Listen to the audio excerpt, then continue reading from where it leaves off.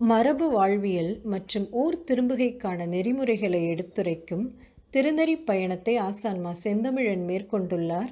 செம்மை சமூகத்தவரை அம்மையப்பர் கோவில்களில் சந்தித்து உரையாடியும் மரபு வாழ்க்கைக்கு திரும்ப விழைவோரை நெறிப்படுத்தும் வழிகாட்டல்களை அளித்தும் ஆசான் தமது பயணத்தை தொடர்கிறார்.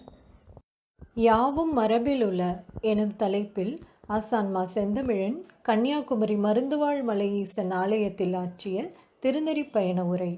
நாள் 18/9/2020 வியாழக்கிழமை. அனைவருக்கும் வணக்கம். மருந்துவாழ் மலை ஆலயத்திற்கு நாம் வருவது இதுதான் முதல் முறை. நிறைய இம்மலையை பற்றி இங்கு வரும்போது நம்முடைய சமூகத்தவர் சொல்வதுண்டு. இதுதான் முதல் முறை. இந்த திருநெறி பயணம் நிகழ்வதில் இது 3வது மலை. ஏற்கனவே ஊதியூர் கொங்கண சித்தர் ஆலயம் முதல் மலை, போடி அம்மையப்பர் ஆலயம் 2வது மலை, இது 3வது மலை. இந்த குமரி பகுதியிலும் நம்முடைய செம்மை கொள்கைகளை உள்வாங்கி நடைமுறைப்படுத்துவோர் பலர் இருப்பதை நாம் அறிவோம். ஆனால் இங்கு நாம் அடிக்கடி வருவதில்லை. நெல்லை பகுதிக்கும் குமரி பகுதிக்கும் வர வேண்டும், மக்களை சந்திக்க வேண்டும் என்பது நமக்கு நீண்டகால விருப்பம். இங்குள்ள இன்று வந்திருக்கும் பலரை நாம் பெங்களூரில், சென்னையில் சந்தித்திருக்கிறோம். அங்கு பணியாற்றியோர் பலர் இங்கு ஊர் திரும்பி விட்டீர்கள். இதையெல்லாம் பார்க்கும்போது ஒரு மனநிறைவு ஏற்படுகிறது. தமிழகத்தின் எந்த பகுதிக்கு சென்றாலும் பெருநகர வாழ்க்கையை உதறிவிட்டு ஊருக்கு திரும்பியவர்களை இப்பொழுது நாம் காண இயலுகிறது. ஒரு 7 ஆண்டு காலமாக நாம் ஊர் திரும்ப வேண்டும் என்ற கருத்தை முன்வைத்து வழிநடத்தி கொண்டிருக்கிறோம். இந்த 7 ஆண்டுகளிலேயே இப்படி பலர் ஊர் திரும்பி இருப்பது நமக்கு ஒரு மனநிறைவு. பல முறை குறிப்பிட்டது போல மக்கள் தங்கள் மரபுகளை நோக்கி திரும்ப வேண்டும் என்பதும், சமூகம் மரபுகளிலிருந்து விலகக்கூடாது என்பதும் சமூக பணி அல்ல, அது இறைப்பணி. இறை நெறி நம் சமூகத்தில் தொடர்ந்து முன்வைக்கப்படுவதற்கான ஓர் அடிப்படை மரபுகளை நிலைநாட்டுவதுதான். எவ்வளவு தொழில்நுட்ப வளர்ச்சி ஏற்பட்டாலும் கோயில் என்னும் கட்டுமானம் அந்த வளர்ச்சிகளை உள்வாங்காது. அது தன்னுடைய மரபு வழிபட்ட கட்டுமான அமைப்பிலேயே இருக்கும். தொழில்நுட்ப வளர்ச்சிக்கேற்ப கட்டுமானத்தை மாற்றிக்கொள்ளாமல் இருக்கும் எல்லா அமைப்புகளுமே காலங்கடந்து நிலைவரக்கூடியவை. மரபு வீடுகளை பற்றி நாம் பல முறை குறிப்பிட்டிருக்கிறோம், பாடம் நடத்துகிறோம், இயன்ற அளவு செய்து காட்டுகிறோம், கட்டுமானங்களை எழுப்பி காட்டுகிறோம். மரபு கட்டுமானம் என்று ஏன் பெயரிட வேண்டியிருக்கிறது? கட்டுமானத்தில் மரபு வழியை ஏன் நிலைநாட்ட வேண்டியிருக்கிறது என்ற கேள்வியை நீங்கள் கேட்டு பாருங்கள். மரபு எவ்வளவு ஆழமானது, அது ஏன் இன்றும் தேவைப்படுகிறது என்பதை புரிந்து கொள்வீர்கள். கட்டுமான தொழில்நுட்பங்கள் எண்ணற்றவை, நீங்கள் அறிவீர்கள். ஒவ்வொரு நாளும் கட்டுமானத்தில் புதிய நுட்பங்கள் பிறந்து கொண்டிருக்கின்றன, நடைமுறைப்படுத்தப்படுகின்றன. ஆனால் மரபு கட்டுமானம் என்று ஒரு கொள்கையை முன்னிறுத்தி அந்த வழியிலே வீடு கட்டுங்கள் என்று நாம் ஏன் உரைக்கிறோம் என்றால், இந்த நிலத்தில் வாழ்வோர் இந்த நிலத்திற்குரிய மரபு வழியில் கட்டுமானத்தை எழுப்பும்போது இந்த நிலம் சுரண்டப்படாமல் இருக்கிறது. இங்குள்ள இயற்கை வளம் சுரண்டப்படாமல் இருக்கிறது. ஒரு மரபு வீடு கட்டுவதற்கு மலைகளை உடைக்க தேவையில்லை, ஆற்றை சுரண்ட தேவையில்லை. ஒரு ஊரில் என்ன இயற்கை வளம் இருக்கிறதோ அதை மட்டுமே கொண்டு எழுப்பப்படுவதுதான் மரபு வீடு. இதனால் தான் அதை மரபு வீடு என்கிறோம்.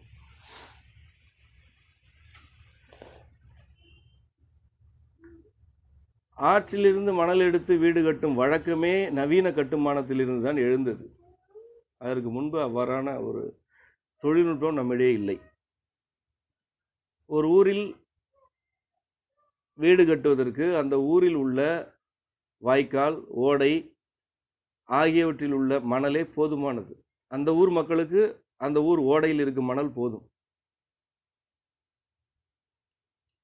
செம்மண் பாங்கான பகுதிகளில் களிப்பு குறைவான மணல் சாரி அல்லது இருமண் பாடு என்று அழைப்பார்கள். மணல் சாரி நிலப்பகுதிகள் இருக்கும், எல்லா ஊர்களிலுமே இருக்கும். களிப்பு குறைவான மணல் சாரி மண்ணை எடுத்து மணலுக்கு மாற்றாக பயன்படுத்தி வீடு கட்டி விடலாம். நாம் செம்மைவனத்தில் கூட இப்பொழுது ஒரு கட்டுமானத்தை எழுப்பியிருக்கிறோம். அதில் மணல் பயன்படுத்தவில்லை. ஊரில் உள்ள ஓடையிலிருந்து சிறிதளவு மணல் எடுத்தோம். தோட்டத்திலிருந்து மணல் சாரியான செம்மண்ணை எடுத்து மணல் போல பயன்படுத்தி கொண்டோம். இந்த தொழில்நுட்பம் நம்முடைய கண்டுபிடிப்பல்ல, இது நம்முடைய முன்னோருடைய கண்டறிதல். இந்த ஒரு நுட்பத்தை மட்டும் மீட்டெடுத்து விட்டால், இந்த ஒரு நுட்பத்திற்கு சமூகம் திரும்பிவிட்டால் ஆறுகள் மரணிப்பதற்கான வாய்ப்பே இல்லை. மணல் என்ற ஒரு பொருளுக்காக இயற்கை வளம் எவ்வளவு சுரண்டப்படுகிறது என்பதை நீங்கள் சிந்தித்து பாருங்கள். கட்டுமானம் எழுப்ப வேண்டும் என்பது ஒரு பெரிய இலட்சியம் அல்ல, அது ஒரு இயல்பு. ஒரு பறவை கூடு கட்டுவதைப் போல ஒரு மனிதர் வீடு கட்ட வேண்டும். பறவைகள் சூழலை சிதைக்காமல் கூடு கட்டுகின்றன. ஆனால் மனிதர்களுடைய வீடுகளோ சூழலை சுரண்டி சிதைத்து நம்முடைய இருத்தலை தக்க வைத்துக் கொள்கின்றன. மரபு வீடு அல்லது மரபு கட்டுமானம் என்ற கருத்தை நாம் முன்வைக்கும் பொழுதெல்லாம் உங்கள் ஊரில் உள்ள சூழலோடு பொருந்தி இருங்கள், உங்கள் சூழலை சிதைக்காமலே உங்களுக்கான கட்டுமானத்தை எழுப்பிக் கொள்ளுங்கள் என்ற கருத்தை தான் அடிப்படையில் வலியுறுத்துகிறோம். மரபு வீடு கட்டி அதில் குடியிருந்தால் சர்க்கரை நோய் வராது, நுரையீரலுக்கு நல்லது என்ற கதைகள் எல்லாம் நாம் சொல்வதில்லை. எல்லா கருத்துக்களையுமே உடலுக்கு நல்லது உடலுக்கு நல்லது என்று பேசிக் கொண்டிருப்பது ஒரு சுயநல வெறி. மரபு வீடு கட்டி அதில் குடியிருக்கும் போது நீங்கள் உங்களுடைய சூழலோடு பொருந்துகிறீர்கள், இயல்பாக பொருந்துகிறீர்கள். இரண்டாவதாக, நீண்ட காலத்திற்கு நிலைத்தன்மையை நீங்கள் அடைகிறீர்கள். உங்களுடைய கட்டுமானம் நிலைத்தன்மை அடைகிறது.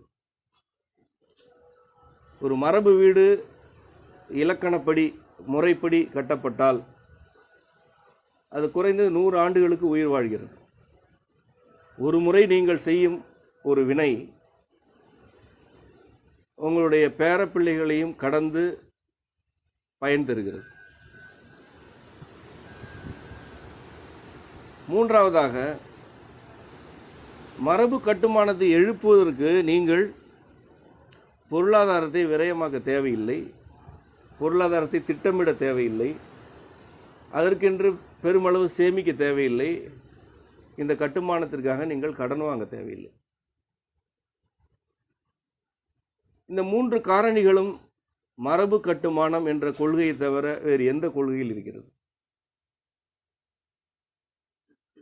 இறக்குமதி செய்யப்பட்ட எண்ணற்ற தொழில்நுட்பங்கள் இங்கே இருக்கின்றன. இந்த 3 காரணிகளில் ஒன்றையாவது இறக்குமதி தொழில்நுட்பங்கள் நிறைவேற்றுகின்றனவா? இல்லை. இயற்கையை சுரண்டித்தான் அவர்களால் கட்டடம் கட்ட இயலுகிறது. 30 ஆண்டுகளுக்கு மேல் நிலைக்காத கட்டடங்களைத்தான் கட்டுகிறார்கள். கட்டுவோரை கடனாளியாக்குகிறார்கள். கட்டுமானம் வீடாக இருந்தாலும் ஆலயமாக இருந்தாலும் மரபு வழியில் இருக்க வேண்டும் என்பது நம்முடைய பிடிவாதமோ பழமைவாதமோ அல்ல. அது எந்த காலத்திற்கும் இந்த இயற்கையோடும் சூழலோடும் பொருந்துவதற்கான ஒரு வழி. மரபு வாழ்வியல் என்பது இவ்வாறானதுதான். மரபு வாழ்வியலில் நாம் முன்வைக்கும் எல்லா கொள்கைகளுமே இயற்கையை சுரண்டாத வாழ்க்கை முறையை கற்றுத்தருகின்றன. பல தலைமுறைகளை கடந்து உங்களுடைய செயல்கள் நிலைப்பதற்கான வழியை அமைத்து தருகின்றன. பொருளாதாரத்தை சார்ந்திருக்காமல், கடன் வாங்காமல் வாழ்வதற்கான வழிவகையை கற்றுத்தருகின்றன. மரபை தவிர இவற்றை நிறைவேற்றுவதற்கு வேறு எந்த வழி இருக்கிறது?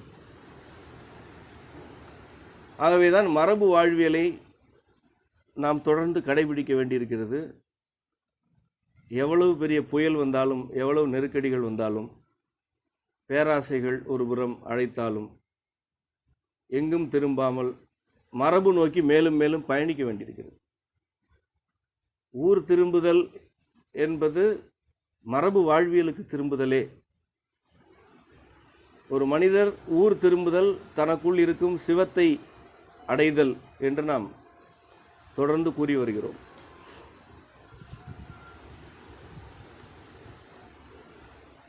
மரபை நோக்கி திரும்புதல், ஊர் திரும்பி மரபு வாழ்வியலிலேயே இருத்தல் உங்களை ஒரு நீண்டகால எண்ணற்ற தலைமுறைகளின் தலைவராக மாற்றிவிடுகிறது. இன்றைக்கு நீங்கள் மரபு வாழ்வியலுக்கு திரும்புகிறீர்கள். உங்களுடைய பிள்ளைகள் இந்த வாழ்வியலுக்குள் அழைத்து வரப்படுகிறார்கள். நீங்கள் தொடர்ந்து மரபு வாழ்வியலிலேயே நிலைபெறும்போது உங்களுடைய தலைமுறை ஒரு தொடர் கண்ணி போல இந்த வாழ்க்கை முறையில் நிலைபெறுகிறது. உங்களுடைய முன்னோர், உங்களுடைய பெற்றோர் இந்த மரபிலிருந்து விலகினர். அதன் விளைவுகளைத்தான் இன்று நீங்கள் அனுபவிக்கிறீர்கள்.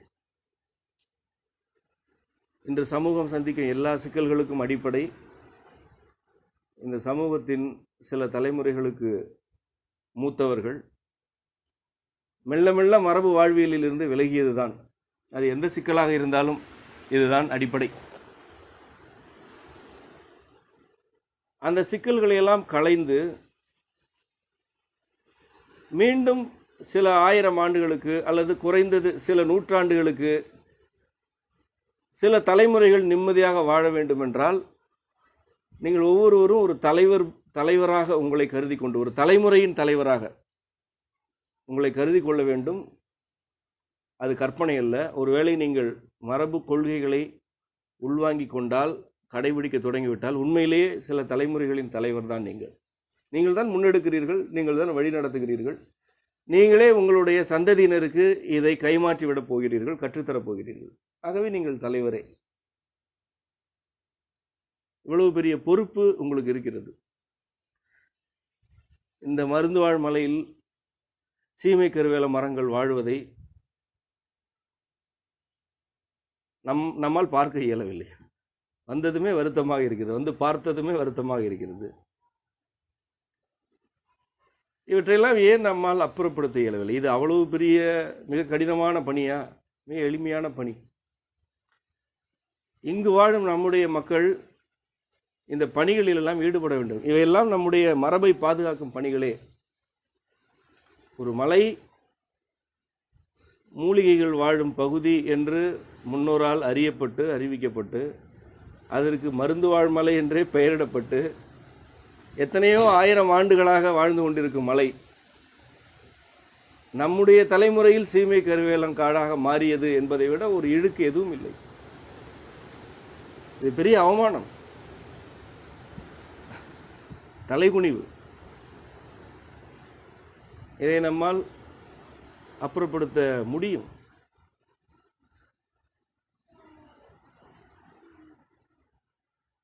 கோயில்கள் இன்றைக்கு உழவாரம் செய்வதற்கு ஆட்கள் இல்லாமல் கிடக்கின்றன. நாளை கூட நாம் இந்த நெறிப்பயணம் நிகழும் இடத்தில் உழவாரமும் செய்ய இருக்கிறோம். சில நாட்களுக்கு முன்பு திருவிளையாட்டம் அம்மையப்பர் ஆலயத்தில் உழவார பணிகளை 2 நாட்கள் மேற்கொண்டோம். இந்த நாட்டில் 100 கோயில்கள் இருக்கின்றன என்றால் 95 கோயில்களில் புல் புதர்கள் தான் மண்டி இருக்கின்றன. அவற்றிலெல்லாம் உழவாரம் செய்வதற்கு யாருமே இல்லை. மிகச் சிலர் சிவத்தொண்டர்கள் ஊர் ஊராக சென்று உழவாரம் செய்து கொண்டிருக்கிறார்கள். ஆனால் அவர்களுடைய எண்ணிக்கை போதுமானதாக இல்லை. ஒரு ஊரில் 1000 பேர் வாழ்கிறார்கள்.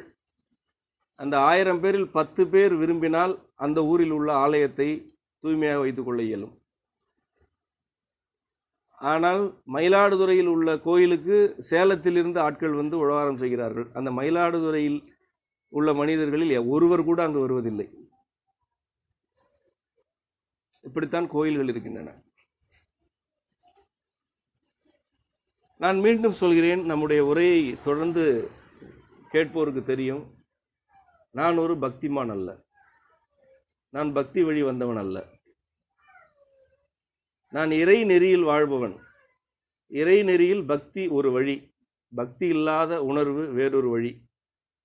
நான் இறை உணர்ந்து வாழ்கிறேன். என்னிடம் ஒப்பனைகள் இல்லை, எனக்கென்று ஒரு குறிப்பிட்ட அடையாளம் இல்லை, என்னிடம் எந்த சடங்கும் இல்லை, எந்த சடங்கிலும் நான் கலந்து கொள்வதும் இல்லை. ஆனாலும் ஆலயங்கள் மீது எனக்கேன் இவ்வளவு ஈடுபாடு என்றால், ஆலயங்களை பக்தி சடங்குகளுக்கான இடங்களாக மாற்றி இருக்கிறார்கள். நீங்கள் அதை சடங்குகளுக்கான இடம் என்று மட்டுமே புரிந்து கொள்ளாதீர்கள். உங்களுக்கு சடங்குகளில் நாட்டம் இருந்தால் நீங்களும் ஈடுபடலாம், அது ஒரு வழி. அது என் வழி அல்ல, அவ்வளவுதான். அதுவும் ஒரு வழியே. அது தேவையற்ற வழி என்பது என் கருத்தல்ல. எனக்கு அந்த வழி இல்லை. ஆனால் சடங்குகளில் ஈடுபடுவதோடு நிறுத்தி கொள்ளாதீர்கள். அவையெல்லாம் நம்முடைய பள்ளிகள். ஆலயங்கள் தான் நம்முடைய பள்ளிகள். ஆலயமே நமக்கு பள்ளி. அங்குதான் இறை உணர்ந்த மெய்யறிவாளர்கள் கல்வி கற்றுக்கொண்டார்கள். அங்குதான் பாடமும் நடத்தினார்கள். அங்குதான் கலை வளர்ந்தது. அங்குதான் சிற்பத் தொழில் வளர்ந்தது. தமிழ்நாட்டை பொறுத்தவரை ஆலயங்கள் எல்லாமே அந்த ஊர்ப்புறத்திற்கான கருவூலங்களாக இருந்தன. உணவுப் பயிர்களை சேமித்து வைக்கும் இடங்களாக இருந்தன. சோழ மண்டலத்தில் உள்ள பல கோயில்கள் இன்றைக்கும் உணவுப் பொருள்களை சேகரித்து வைக்கும் மையங்களுக்கான தடயங்களோடு இருக்கின்றன. தஞ்சை பெருவுடையார் ஆலயமே அவ்வாறான ஒரு கருவூலம்தான். இந்த ஆலயங்களின் மரபு எண்ணற்ற செய்திகளை பொதித்து வைத்திருக்கிறது. நாம் எந்த மரபுகளை எல்லாம் இப்பொழுது உள்வாங்கிக் கொள்ள வேண்டும் என்றால், ஆலயங்களில் அவ்வப்பொழுது கூடுவது, வாழ்வியலை பற்றி உரையாடுவது நமக்கு வழக்கமாக வேண்டும். அங்கு நாம் அனைவருக்குமே உரிமை உள்ளது. அதுவே நாம் கலந்து உரையாடும் உறவாடும் இடமாக இருந்தது பல ஆயிரம் ஆண்டுகளாக. அவ்வப்போது குடும்பமாக ஆலயங்களுக்கு சென்று அமர்ந்து ஊர் திரும்பியோர் தம்முடைய வாழ்வியல் நடவடிக்கைகளை பற்றி உரையாட வேண்டும். நீங்கள் அவ்வாறு வாழ்க்கை முறையை பற்றி உரையாடுவதற்கென்று ஆலயத்திற்கு தொடர்ந்து செல்ல தொடங்கினால், அங்குள்ள புல் பூண்டு புதர்களை எல்லாம் உங்களால் சகித்து கொள்ளவே முடியாது. நீங்கள் பணியாற்ற தொடங்குவீர்கள். நீங்கள் பணியாற்றுங்கள். அந்த புல் புதர்களை எல்லாம் அப்புறப்படுத்துவதற்கு மண்வெட்டிகளை எல்லாம் எடுங்கள். இது நம்முடைய இடம், இது நம்முடைய இல்லம், இது நம்முடைய இறை உறையும் இடம், இதுவே நம்முடைய பள்ளி என்பதை நீங்கள் புரிந்து கொண்டு ஆலயங்களுக்கு செல்ல வேண்டும். அங்கு சென்றால்தான் அதை எப்படி சீராக்குவது என்பதை பற்றிய புரிதல் உங்களுக்கு வரும். இன்றைக்கு ஆலயங்கள் விண்ணப்பம் செய்யும் இடங்களாக மாற்றப்பட்டிருக்கின்றன. உங்களில் பலரும் ஆலயத்திற்கு செல்வது ஏதாவது ஒரு விண்ணப்பத்திற்காக, அல்லது ஏதேனும் நிகழ்ந்துவிடக்கூடாது என்ற அச்சத்திற்காக, சில நாட்களில் சிறப்பு இருக்கிறது என்பதற்காக.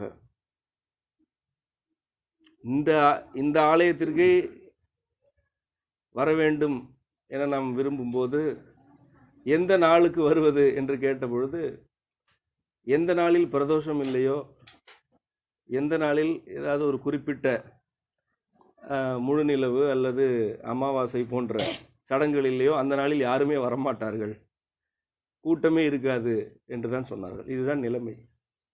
அதனால தான் இன்றைக்கு வந்திருக்கிறோம். தஞ்சை பெருவுடையார் ஆலயமும் அப்படித்தான் இருக்கும். மாதத்தில் 4-5 நாட்களுக்கு கூட்டம் அலைமோதும்.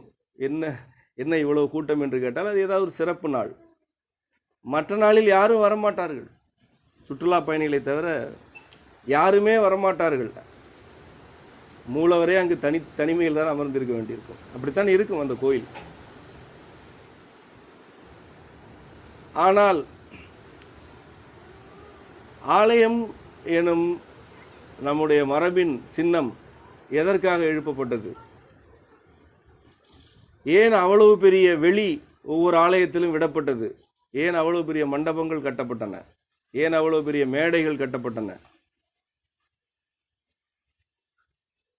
மக்கள் கூடுவதற்காகத்தான் இந்த கட்டுமானமே அமைக்கப்பட்டது. மக்கள் கூட வேண்டும், அன்றாடம் கூட வேண்டும். அன்றாடம் கூடி நம்முடைய வாழ்வியல் நெறிகளை எல்லாம் உரையாட வேண்டும். மெய்யறிவாளரோட உரையை கேட்க வேண்டும்.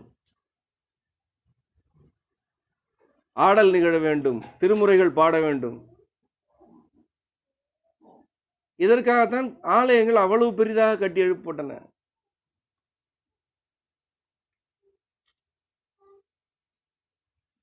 மரபு கட்டுமானத்தின் ஏராளமான மறைவுகள் நம்முடைய ஆலயங்களில் இருக்கின்றன. எண்ணற்ற மறைவுகள் இருக்கின்றன. ஏராளமான எண்ணியல் கொள்கைகள் ஆலயங்களில் இருக்கின்றன. ஒரு தூண் பல எண்ணியல் சூத்திரங்களோடு நின்று கொண்டிருக்கிறது. ஒரு தூண் அவ்வளவு கணக்குகளை வைத்திருக்கிறது, அவ்வளவு நுட்பங்களை வைத்திருக்கிறது. அவற்றையெல்லாம் புரிந்து கொள்ள தொடங்கினால் பல ஆயிரம் கட்டுமானங்களை உங்களாலும் கட்டி எழுப்ப இயலும். உங்களாலும் இயலும். அவ்வளவு இலக்கண நுட்பங்கள் இருக்கின்றன ஆலயங்களில். அவற்றில் ஒரு சிலவற்றை நாம் மீட்டெடுத்து நூல்களாக எழுதுகிறோம். சிலவற்றையெல்லாம் கட்டுமான கலையில் பாடங்களாக நடத்துகிறோம், செயல்படுத்துகிறோம். ஆனால் இது ஒரு மனிதர் செய்யும் செயல் அல்ல. உங்களில் பலர் இதற்கு முன் வர வேண்டும். ஊர் திரும்பிய பிறகு ஒரு வாழ்வியலை நீங்கள் வகுத்துக் கொள்கிறீர்கள். அந்த வாழ்வியலின் அடிப்படை என்ன? இனி பொருளாதாரம் சார்ந்து வாழ மாட்டேன். எனக்கு பொருளாதாரம் தேவை, ஆனால் பொருளாதாரத்திற்காக மட்டுமே என்னுடைய வாழ்வின் நாட்களை நான் நகர்த்த மாட்டேன். இயற்கையோடு இயைந்த வாழ்க்கை முறையை மேற்கொள்வேன். அன்பு செலுத்தி வாழ்வேன். பொருந்துவோர் பொருந்தாமல் இருப்போர் ஆகிய அனைவரையும் அரவணைப்பேன். எப்பொழுதும் அம்மையப்பரின் திருவடிகளில் இணைவதற்கான வாழ்க்கை முறையை மேற்கொள்வேன். வாழ்க்கையை நிறைவாக வாழ்ந்துவிட்டு இறுதி காலத்தில் இன்பமாக இங்கிருந்து புறப்படுவேன். இதுதான் மரபு வாழ்வியல் என்ற கருத்தில் நாம் முன்வைக்கும் கொள்கை. இதற்கான நடைமுறைகளைத்தான் கூறுகிறோம். ஒருவேளை அயல் சமயத்தவர் இந்த கொள்கைகளை பின்பற்றினால் அவர்களுக்கும் இறை உண்டு. அந்த இறையின் திருவடியை அவர்கள் அடைய வேண்டும். மனிதர்கள் யாராக இருந்தாலும் இயற்கையோடு இயைந்து வாழ வேண்டும், இன்பமாக வாழ வேண்டும். இவ்வாறான வாழ்க்கை முறையில் உங்களுடைய குடும்ப நலனுக்காக உழைக்கும் நேரத்தை தவிர மீதமுள்ள காலங்களில் நீங்கள் என்ன செய்ய வேண்டும் என்பதை நான் வலியுறுத்துகிறேன். நீங்கள் அனைவருமே திருப்பணியில் ஈடுபட வேண்டும். அனைவருக்குமே திருப்பணி கடமை உண்டு. உங்களுக்கு இறை மீது நம்பிக்கை இல்லை என்றால் ஏதேனும் ஒரு சமூக பணியில் ஈடுபடுங்கள். அது ஒரு குற்றமல்ல. நாத்திகராக இருப்பது ஒரு குற்றமல்ல. அயல் சமயத்தவராக இருப்பது குற்றமல்ல. எதுவும் குற்றமல்ல.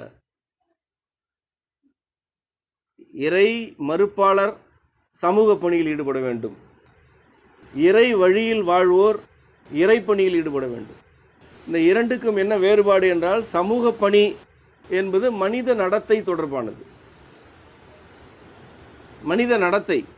ஒரு சமய கொள்கை என்ன சொல்கிறது, அதை ஏற்பது அல்லது மறுப்பது.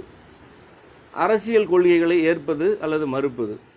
சமூக கருத்துக்களை ஏற்பது அல்லது மறுப்பது. இவையெல்லாம் சமூக பணி. ஆனால் இறைப்பணி இவ்வாறானதல்ல.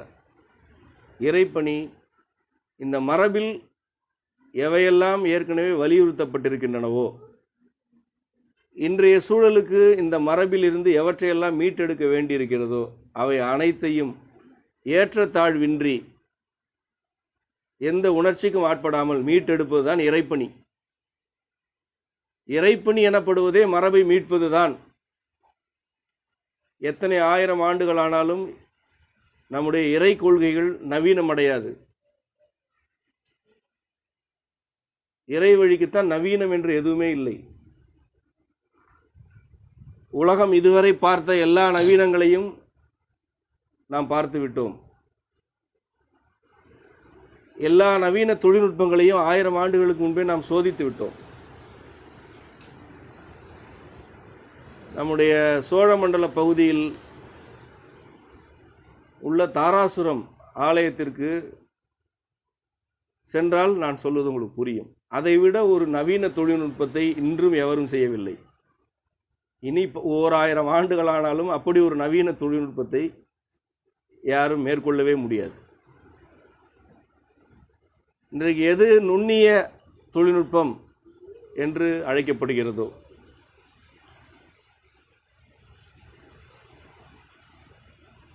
ஒன்று என்ற ஒரு எண்ணை பகுத்து கொண்டே சென்று 10 மடங்காக 10ஆக பகுத்தல், 100ஆக பகுத்தல் என்பதெல்லாம் இன்றைக்கு நுண்ணிய தொழில்நுட்பம். நம்முடைய கணக்கின் அடிப்படையே 1 எனும் எண்ணை 256 அலகுகளாக பகுத்தல் தான். ஒரு நெல்மணியை 256 கூறுகளாக பகுத்தல். இதுதான் நம்முடைய எண்ணியலுடைய அடிப்படையே. அந்த எண்ணியல் அடிப்படையில் தான் தாராசுரம் கோயில் போன்ற கட்டுமானங்களில் சிற்பங்கள் வடிவமைக்கப்பட்டன. இந்த தொழில்நுட்பத்திற்கு இன்றைக்கு உலகம் வந்துவிட்டதா? இன்றைக்கு இதை செய்ய இயலுமா? தஞ்சை பெருவுடையார் ஆலயம் எழுப்பப்பட்ட போது அந்த காலத்தில் அது ஒரு நவீன கட்டுமானம். தஞ்சை பெருவுடையார் ஆலயத்துடைய தோற்றம், அதில் பயன்படுத்தப்பட்ட கணக்கியல், அதில் பயன்படுத்தப்பட்ட பாகை அளவீடுகள் ஆகியவையெல்லாம் அன்றைக்கு மட்டுமல்ல, அதன் பிறகும் எந்த ஆலயத்திலும் இல்லை, இன்று வரை இல்லை. அது தனி. அதற்கு முன்பு இருந்த ஆலயங்களின் தோற்றத்திற்கும் பெருவுடையார் ஆலய தோற்றத்திற்கும் ஏராளமான வேறுபாடுகள் உண்டு.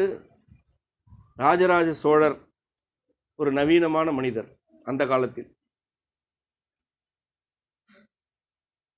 இன்றைக்கு வரைக்கும் அது நவீனமாகத்தான் இருக்கிறது. நீங்கள் அதை என்ன கடந்து வந்து விட்டீர்கள்? அது ஒரு பழமையா? பழமை என்றால் என்ன?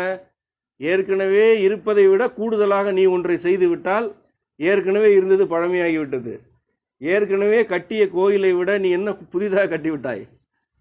நீ இன்னும் அதை தொடவே இல்லை, நீ இன்னும் அதை நெருங்கவில்லை, இன்னும் அதை புரிந்து கொள்ளவே இல்லை. ஆகவே கோயில் என்ற கட்டுமானம் பழமைவாதம் அல்ல, அது இன்றும் நவீனம். இன்னும் 1000 ஆண்டுகளானாலும் நவீனம். அதை விட ஒன்றை கட்டிவிட்டால் அது பழமையானதாகிவிடும். அதை விட சிறப்பான ஒன்றை யார் கட்டியது? இனி யார் கட்டுவது? அதை அப்படியே நகலெடுத்தது போல் கட்டுவதற்கே இன்றைக்கு தொழில்நுட்பம் இல்லை. அதை போல செய்வதற்கே யாராலும் இயலவில்லை. ஆகவே அது பழமையான தொழில்நுட்பம் அல்ல. இன்றைக்கு வாழும் மனிதர்களுக்கு அது ஒரு நவீனம்.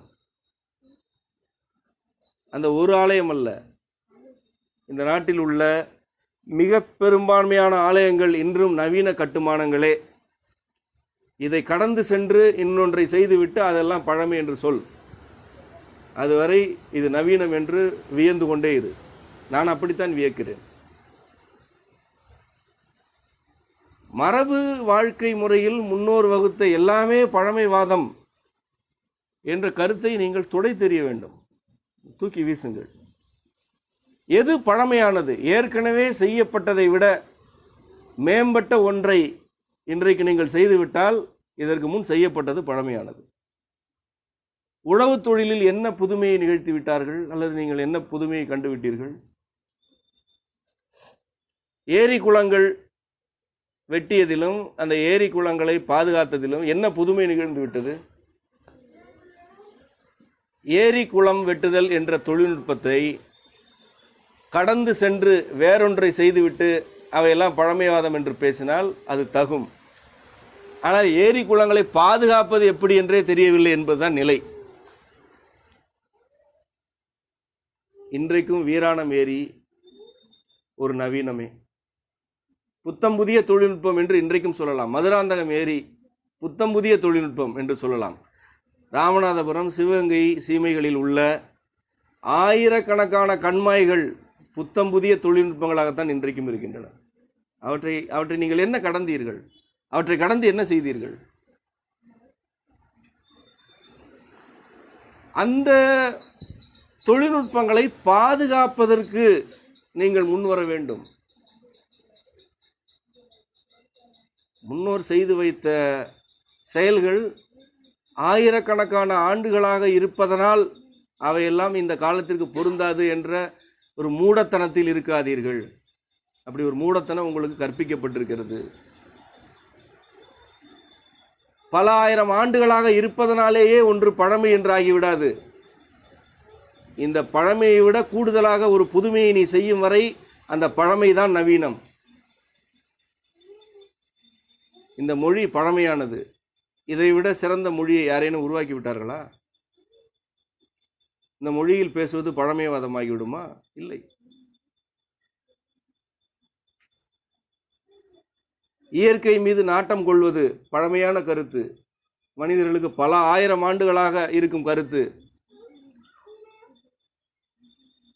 இயற்கை மீது நாட்டம் கொள்வது பழமைவாதம் என்று சொல்லித்தான் உங்களை இந்த நிலத்திலிருந்து பிரித்தார்கள். உங்களுக்கு ஒரு கல்வி முறையெல்லாம் அறிமுகப்படுத்தி உங்களை தொழிற்சாலைகளுக்கும் பெருநிறுவனங்களுக்கும் அனுப்பி வைத்தார்கள். உங்களால் இயற்கையை பிரிந்து வாழ இயலுகிறதா? என்னை போன்ற யாரேனும் ஒருவர் இயற்கை மீதான நாட்டத்தை தூண்டிவிட்டால் நீங்கள் அந்த பெருநகரங்களெல்லாம் உதறிவிட்டு இங்கே வந்து விழுகிறீர்கள். இந்த கண்மாய்களில் வந்து குதிக்கிறீர்கள், உங்களுடைய கால்வாய்களில் குளிக்கிறீர்கள், நிலத்திற்கு வந்து விடுகிறீர்கள். இது உங்களுடைய இயல்புணர்வில் இருக்கிறது. இந்த மரபு உங்களுடைய இயல்புணர்வில் இருக்கிறது. இதுதான் உங்களுடைய இயல்பு. இதை விட்டு சில தலைமுறையினர் உங்களை விலக்கி வைத்தார்கள். நம்முடைய எல்லா தொழில்நுட்பங்களிலிருந்தும் உங்களை விலக்கினார்கள். இவ்வாறு விலக்கப்பட்ட தொழில்நுட்பங்களுக்கு மாற்றாக அவர்கள் எவற்றையெல்லாம் கொண்டு வந்திருக்கிறார்கள்? எல்லாமே இறக்குமதி செய்யப்பட்ட நுட்பங்கள். ₹1 நீங்கள் ஒரு தொழில்நுட்பத்திற்காக செலவு செய்தால் அந்த ரூபாய் 10ஆகவோ 20ஆகவோ பிரிக்கப்பட்டு அவற்றில் மிக பெரும்பான்மையான பங்கு ஏதேனும் ஒரு நாட்டிற்கோ சில நாடுகளுக்கோ ஏற்றுமதி ஆகிறது. நீங்களும் அங்கு சென்றுதான் உழைத்தீர்கள். நீங்கள் இங்கு வந்த பிறகும் வாழ்க்கை முறையை மாற்றிக்கொள்ளவில்லை என்றால் நீங்கள் செலவிடும் ஒவ்வொரு துளியும் அந்த பெருநிறுவனங்களைத்தான் சென்று அடையும். அது வாழ்க்கை மாற்றம் அல்ல. இன்றைக்கு உங்களில் பலர் பெருநிறுவனத்தின் பொருளாதாரத்தை நம்பி இருக்கிறீர்கள். இந்த நிலை நீடிக்காது. இந்த நிலையை பெருநிறுவனங்களாலேயே நீடிக்க இயலாது. அவர்களே பலரை வெளியே அனுப்பும் காலம் நெருங்கிவிட்டது. ஒருவேளை அவர்கள் அனுப்பினாலும் சரி, நீங்களாக வந்தாலும் சரி, அந்த பெருநிறுவனங்களின் பொருளை சாராத வாழ்க்கை முறைக்கு நீங்கள் வந்து சேர வேண்டும். என்ன செய்து வாழ்க்கை முறையை நான் அமைத்துக் கொள்வது என்று உங்களில் பலர் கேட்கிறீர்கள். நான் ஒவ்வொரு தோட்டத்திற்கு செல்லும் பொழுதும் சொல்லும் ஒரு வாசகம் உண்டு. இங்கே செல்வம் கொட்டி கிடக்கிறது என்று சொல்வேன். நான் எங்கு சென்றாலும் அதை சொல்வேன். ராமநாதபுரம் சென்றாலும் சொல்வேன், கடற்கரைக்கு சென்றாலும் சொல்வேன், காட்டுக்கு சென்றாலும் சொல்வேன். உண்மையிலேயே எல்லா இடங்களிலுமே செல்வம் கொட்டி கிடக்குது. எல்லாமே செல்வம். எல்லா தாவரங்களும் செல்வம், எல்லா மணற்பரப்பும் செல்வம், எல்லா ஓடைகளும் செல்வம், எல்லா பறவைகளும் செல்வம். சூழலை உற்று பார்த்து உள்வாங்கினால் எவ்வளவு தொழில் வாய்ப்புகள் இருக்கின்றன என்பதை புரிந்து கொள்ள இயலும். கிளிஞ்சல்களை சுண்ணாம்பாக்குதல் ஒரு தொழில்.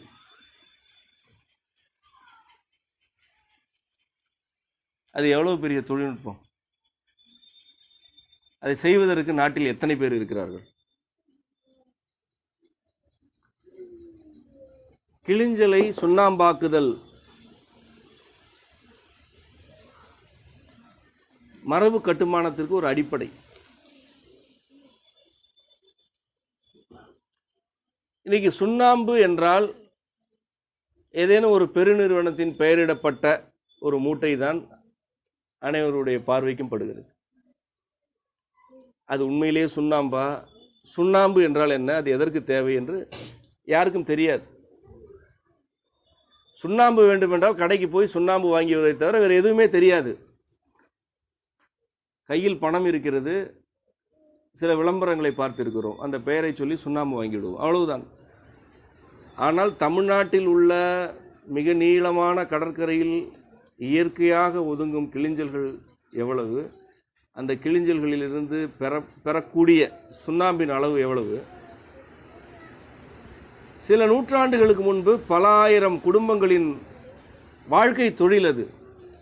இன்றைக்கு மிகச்சிலர் அந்த தொழிலை செய்து கொண்டிருக்கிறார்கள், மிகச்சிலர். பாறைகளிலிருந்து வெட்டி எடுக்கப்படும் சுண்ணாம்பிற்கும் கிளிஞ்சல் சுண்ணாம்பிற்கும் உள்ள அடிப்படை வேறுபாடு, கிளிஞ்சல் சுண்ணாம்பில் கொழுப்பு உண்டு. அது நீண்ட காலத்திற்கு நிலைத்திருக்கக்கூடிய கொழுப்பு.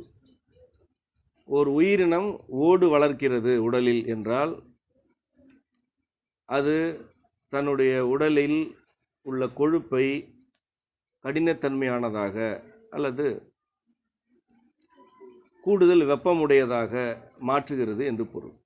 ஆமை, நத்தை, சங்கு, நண்டு ஆகிய எல்லாமே இவ்வாறானவை தான். இவற்றின் உடல்களில் தசை பகுதிகளில் கொழுப்பு இருக்காது, கூடுதலாக இருக்காது, மிக குறைவாக இருக்கும். ஆனால் கொழுப்பு தேவை. எல்லா உயிரினத்திற்குமே, தாவரமாக இருக்கட்டும் அசைவனமாக இருக்கட்டும், கொழுப்பு தேவை. கொழுப்பு ஏன் தேவை என்றால் புற சூழலின் எல்லா தாக்கங்களையும் தாக்கு பிடிப்பதற்கு கொழுப்பு வேண்டும். அதிக குளிர்ச்சி, அதிக வெப்பம், அதிக காற்று ஆகியவையெல்லாம் இருக்கும்போது உடலை காப்பதற்கு உள்ள ஒரு பொருள் கொழுப்பு. கொழுப்பு குறைந்து விட்டால் வெயிலில் நிற்க இயலாது, குளிர்ச்சியில் செல்ல இயலாது. நீரில் வாழும் உயிரினங்கள், நீரிலும் நிலத்திலும் வாழும் உயிரினங்களுக்கு குளிர்ச்சி, சூடு ஆகிய இரண்டும் சூழலில் மிகுதி. ஆகவே அவற்றில் சில உயிரினங்கள் ஓடு வளர்த்து கொள்கின்றன. இந்த ஓடு தான் அந்த உயிரினங்களுக்கான கொழுப்பின் ஒரு வடிவம். பாறை சுண்ணாம்பு கொழுப்பற்றது, பாறைகளில் கொழுப்பு இல்லை. கிளிஞ்சலில் எடுக்கப்படும் சுண்ணாம்பு கொழுப்பு இருக்கும் காரணத்தினால் எண்ணெய் போல பயன்படக்கூடியது. எண்ணெய் போல இன்றைக்கு சூரியர்களுக்கு பெயிண்ட் அடிக்கிறார்கள், அது ஒரு எண்ணெய். நம்மை பொறுத்தவரை அது ஒரு எண்ணெய், அது ஒரு நெய். கிளிஞ்சல் சுண்ணாம்பில் சில பொருட்களை சேர்க்கை செய்தால் எதற்குமே நீங்கள் பூச்சிக்கு எண்ணெய் வாங்க வேண்டிய தேவையே இல்லை. ஏற்கனவே அதில் எண்ணெய் இருக்கிறது. இது ஒரு நுட்பம்.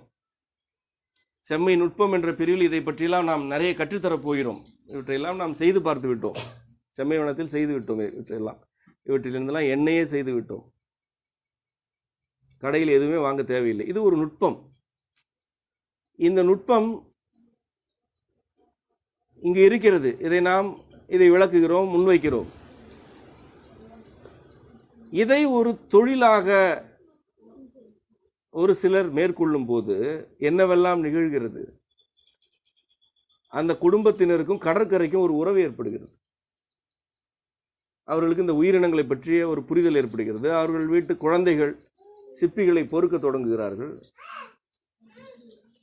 இயற்கையின் ஒரு பொருளோடு அவர்கள் உறவாடுகிறார்கள். இந்த சுண்ணாம்பை காய்ச்சி இதிலிருந்து எண்ணெய் காய்ச்சும் போது எந்த விதமான இறக்குமதி தொழில்நுட்பமும் இல்லாத ஒரு பொருளை ஒரு சிறிய குடும்பம் உற்பத்தி செய்கிறது. மிக குறைந்த செலவில், இயற்கையை சுரண்டாமல், கடன் வாங்காமல் இந்த குடும்பம் ஒரு தொழிலை மேற்கொள்கிறது. இந்த தொழிலை செய்வதற்கு கடன் தேவையில்லை, உதவி தேவையில்லை. ஆனால் இந்த தொழிலில் உற்பத்தி செய்யப்படும் பொருள் எவ்வளவோ தேவைப்படுகிறது, நிறைய தேவைப்படுகிறது. இதை செய்வதற்கு யாரும் இல்லை. மரபு வீடுகள் கட்டும் ஒவ்வொருவருமே இந்த கிளிஞ்சல் சுண்ணாம்பை கிளிஞ்சல் சுண்ணாம்பை உற்பத்தி செய்து கொண்டிருக்க இயலாது. ஒரு வீடு கட்டுகிறார், அவருக்கு நிறைய சுண்ணாம்பு தேவைப்படுகிறது. அவரே இதை செய்ய முடியாது. 1000 பேர் வீடு கட்டுகிறார்கள், ஒரு 50 குடும்பங்கள் இந்த உற்பத்தியில் ஈடுபடுகின்றன என்றால் பொருளாதாரம் இந்த குடும்பங்களுக்குள்ளேயே இருக்கும். இந்த குடும்பம் உழைக்கிறது, சில குடும்பங்களின் கட்டுமானத்திற்கு இவருடைய உற்பத்தி செல்கிறது என்ற அளவில் இருக்கும். மரப்பட்டைகள், ஒவ்வொரு மரப்பட்டைக்கும் ஒரு குணம் உண்டு. வேம்பின் பட்டைக்கு ஒரு குணம் உண்டு, நாவல் பட்டைக்கு வேறு குணம் உண்டு, ஆலம்பட்டைகளுக்கு வேறு குணம் உண்டு. மரப்பட்டைகள்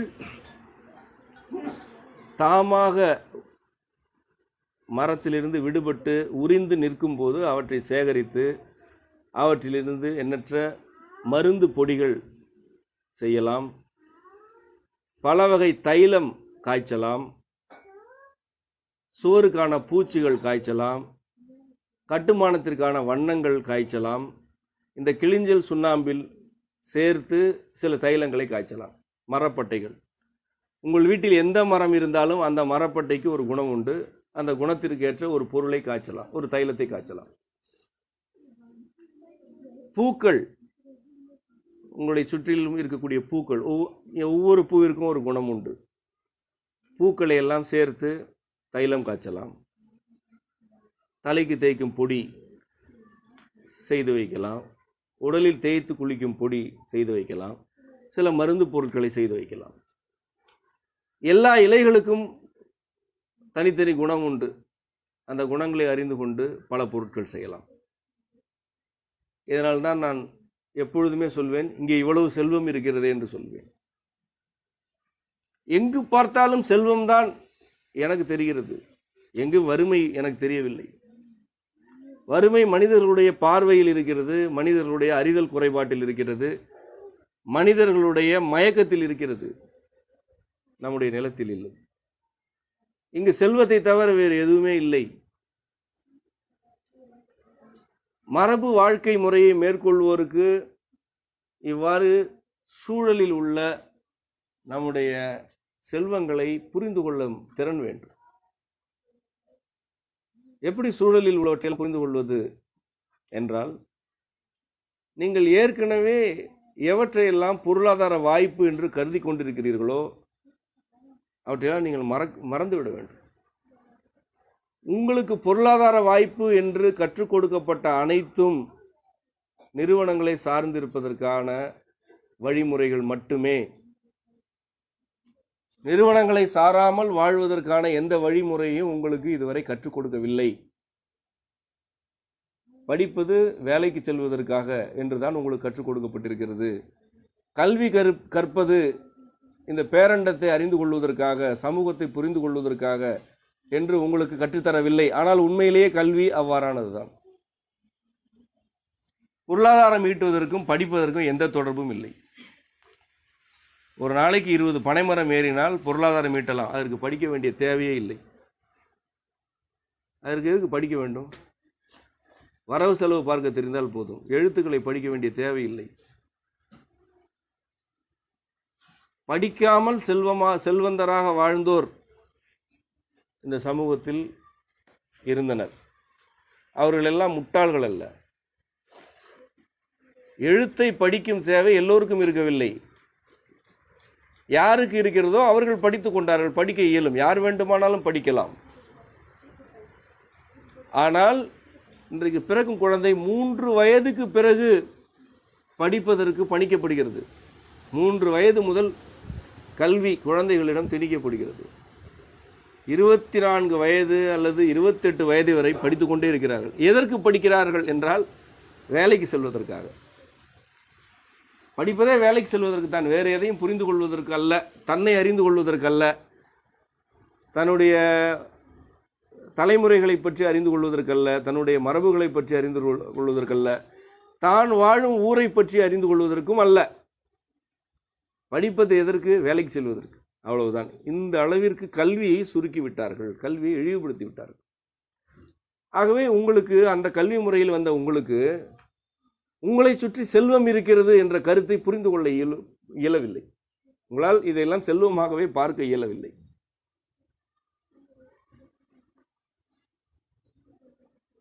எந்த நிலத்தில் வாழ்ந்தாலும், உங்களுடைய வாழ்க்கை முறை எதுவாக இருந்தாலும், உங்களுடைய நிலத்திலேயே செல்வம் இருக்கிறது. நீங்கள் இயற்கையை, உங்களுடைய சூழலை அன்புடன் பார்க்க வேண்டும், வியப்புடன் பார்க்க வேண்டும்.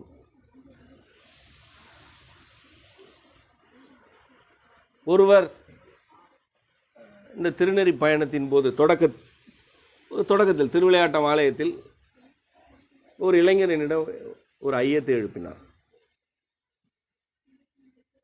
அவர் எழுப்பிய ஐயம் எனக்கு மிகவும் விருப்பமானதாக இருந்தது. ஆகவே நான் நீண்ட நேரம் அவருக்கு விளக்கி கொண்டிருந்தேன். உணர்தல் என்று சொல்கிறீர்கள், எப்படி உணர்வது என்று கேட்டார். உணர்வை அடைவது எப்படி என்று கேட்டார். இதை பல பேர் என்னிடம் கேட்டிருக்கிறார்கள். ஒரு எளிய வழியை என்னால் யாரிடம் சொல்ல முடிந்ததில்லை. ஆனால் இவர் கேட்டபொழுது ஒரு எளிய வழியை என்னால் முன்வைக்க முடிந்தது. அந்த வழிதான் உங்களுக்கு செல்வத்தை காட்டும் வழி. நான் பின்பற்றும் வழி எனக்கு தெரிந்த ஒரே வழி, அவ்வளவுதான். வியத்தல், வியந்து கொண்டே இருத்தல், அதுவே உணர்தலுக்கான வழி. நான் எதையுமே வியந்து கொண்டே இருப்பேன், எதை பார்த்தாலும் வியந்து கொண்டே இருப்பேன், கடந்து செல்ல மாட்டேன். ஒரு நாளைக்கு சில 100 முறையாவது வானத்தை பார்த்து விடுவேன்.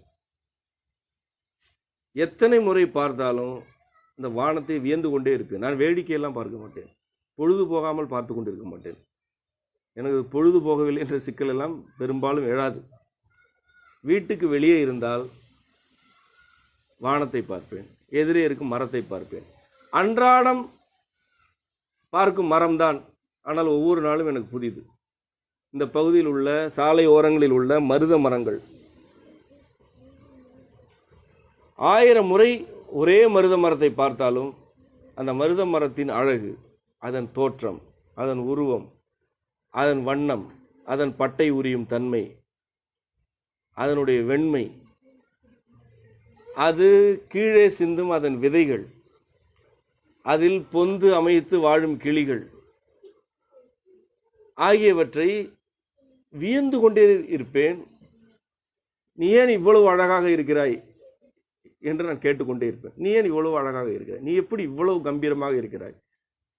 இவ்வளவு வெண்மை உனக்கு எப்படி கிடைத்தது என்று பார்த்து கொண்டே இருப்பேன். அடுத்ததாக ஒரு நாவல் மரம் இருந்தால் அந்த நாவல் மரத்தை வியந்து கொண்டே இருப்பேன். இதோ இங்கு உள்ள ஒவ்வொரு பாறையை பார்க்கும் பொழுது எனக்கு வியப்பாக இருக்கிறது. இது ஏன் இப்படி இருக்கிறது? இந்த உருளை வடிவம் எப்படி கிடைத்தது? இதில் எப்படி இவ்வளவு வண்ணங்கள் இருக்கின்றன? இது எப்படி இவ்வளவு கருமையாக இருக்கிறது? இது எப்படி இப்படி செம்பழுப்பாக இருக்கிறது என்று வியந்து கொண்டே இருப்பேன்.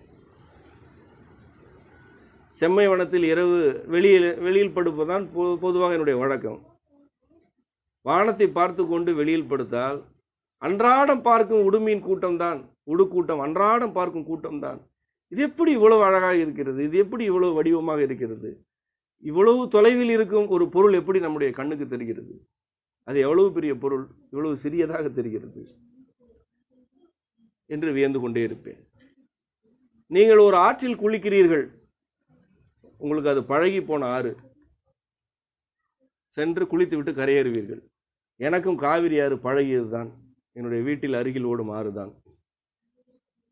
1000 முறை அந்த ஆற்றுக்கு சென்றாலும் ஒவ்வொரு முறை காலை வைக்கும் பொழுதும் ஒரு தாயை தழுவும் குழந்தையை போலத்தான் நான் காலை வைப்பேன். ஐயோ, இவ்வளவு குளிர்ச்சியாக இருக்கிறாயே, நீ எப்படி இப்படி இருக்கிறாய் என்று விழுவேன்.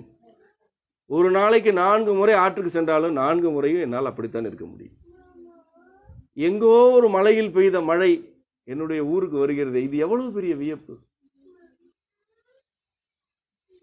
ஒரு மேக கூட்டம் வருகிறது, திடீரென்று சில துளிகள் நம் மீது விழுகின்றன. இதை விட என்ன வியப்பு இருக்க முடியும்? இதை உன்னால் செய்ய முடியுமா? நான் என்னை நானே கேட்டுக்கொள்வேன். காற்று ஒரு மேக கூட்டத்தை தள்ளி வருகிறது, அது நமக்கு மேலே வருகிறது, நம் மீது 2 துளிகள் விழுகின்றன. இது எப்படி நிகழ்ந்தது என்று வியப்பேன். விருப்பத்திற்குரிய உறவுகள் இருந்தால் அந்த உறவுகளை, ஆணோ பெண்ணோ குழந்தையோ பெரியவரோ, அதெல்லாம் எனக்கு ஒரு பொருட்டல்ல. யாராக இருந்தாலும் உண்மையாக உறவாடுவரை வியந்து கொண்டே இருப்பேன். நீ எப்படி இப்படி இருக்கிறாய், நீ எப்படி இப்படி இருக்கிறாய், நீ எப்படி அதை செய்தாய் என்று வியந்து கொண்டே இருப்பேன். ஒவ்வொரு முறை உணவு உண்ணும் போதும் அந்த உணவை வியந்து கொண்டே இருப்பேன். என்னால் வியக்காமல் உண்ண இயலாது, வியக்காமல் நீர் பருக இயலாது. நான் இப்பொழுது உங்களோடு உரையாடும் பொழுது கூட உங்கள் அனைவரையுமே வியக்கிறேன். எப்படி இவ்வளவு பேர் வந்தார்கள், இவர்களை நாம் பார்த்ததே இல்லை, இவ்வளவு பேர் இவ்வளவு பயணித்து வந்திருக்கிறார்கள், எப்படி இதையெல்லாம் இந்த உரையெல்லாம் எப்படி கேட்டுக்கொண்டிருக்கிறார்கள், இவர்களெல்லாம் கேட்கும்படி நான் எப்படி உரையாற்றுகிறேன் என்று வியக்கிறேன். ஒவ்வொரு முறையும் வியக்கிறேன். ஆகவேதான் எந்த உரையை பற்றியும் நான் முன் தீர்மானங்கள் எடுக்க வேண்டிய தேவையே எனக்கு இருக்காது. என்ன பேசுவது என்றெல்லாம் நான் சிந்திக்கவே மாட்டேன். ஒரு இடத்திற்கு சென்றால் அங்கு இருப்போருடைய உணர்வை நான் உடனடியாக உள்வாங்கி விடுவேன். ஏனென்றால் அவர்களை நான் வியக்கிறேன். எதிரே இருப்பவர்கள் மீது எனக்கு வியப்பு. எப்படி வந்தார்கள்? ஒரு பொருளை நீங்கள் உண்மையிலேயே வியக்கும் போது அந்த பொருள் தன்னை உங்களுக்கு அறிமுகப்படுத்தி கொண்டே இருக்கும். இதுதான் மறைமொழி, இதுதான் உணர்வு. இந்த உலகத்தை நான் வியந்து கொண்டே இருக்கிறேன். இந்த உலகத்தை படைத்தவர் தன்னை எனக்கு அறிமுகப்படுத்தி கொண்டே இருக்கிறார். அவ்வளவுதான். இவ்வளவுதான் உணர்தல். இது ஆறு இப்படித்தான் இருக்கும் என்றால் நீங்கள் ஆற்றை கடந்து விடுவீர்கள். ஆறு இப்படிப்பட்டதா, எங்கோ பெய்த மழையா இங்கு வருகிறது, ஆற்றில் இவ்வளவு தாவரங்கள் இருக்குமா, இவ்வளவு மீன் வகைகள் இருக்குமா, ஆறு ஒரு பாறையை மணலாக்கி விடுமா, ஆறு பல கோடி ஆண்டுகளாக ஓடிக்கொண்டிருக்கிறது, அந்த பல கோடி ஆண்டுகளாக ஓடும் ஒரு தடத்தில் வரும் நீரிலா நான் நிற்கிறேன்